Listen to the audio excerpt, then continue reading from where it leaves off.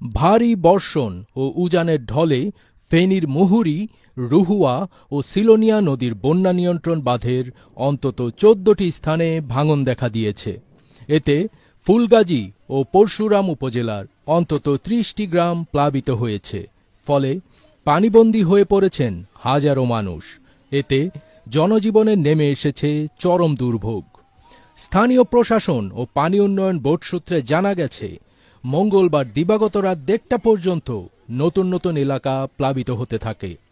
বাঁধ ভেঙে যাওয়ায় মুহূর্তেই লোকালয়ে হুহু করে পানি ঢুকে পড়ে। পরশুরাম উপজেলা নির্বাহী কর্মকর্তা আরিফুর রহমান জানান, ভাঙনের কারণে নতুন নতুন এলাকা প্লাবিত হচ্ছে। মানুষজন এখনও আশ্রয়কেন্দ্রে আসতে চাইছে না।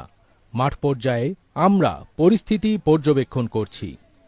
ফুলগাজী উপজেলা নির্বাহী কর্মকর্তা ফাহরিয়া ইসলাম বলেন, ৩টি নদীর ৪টি পয়েন্টে বাঁধ ভেঙেছে।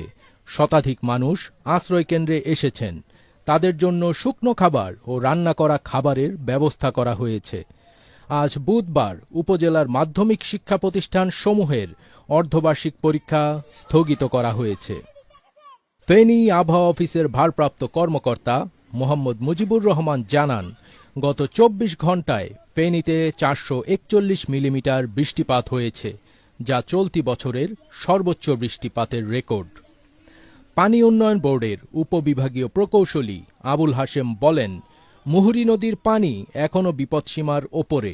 রাত ১২টার পর কিছুটা কমলেও উজানে বৃষ্টিপাত অব্যাহত থাকায় আরও ভাঙনের আশঙ্কা রয়ে গেছে।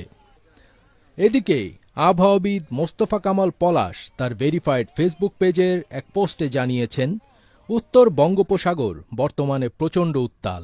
গভীর সঞ্চারণশীল মেঘ সৃষ্টি হয়েছে, যা থেকে জলীয় বাষ্পবাহী ঘন মেঘ বাংলাদেশের ভূভাগে প্রবেশ করছে।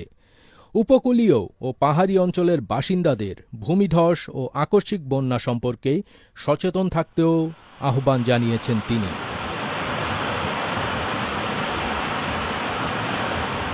ফজবির তাজ, এটিএন বাংলা।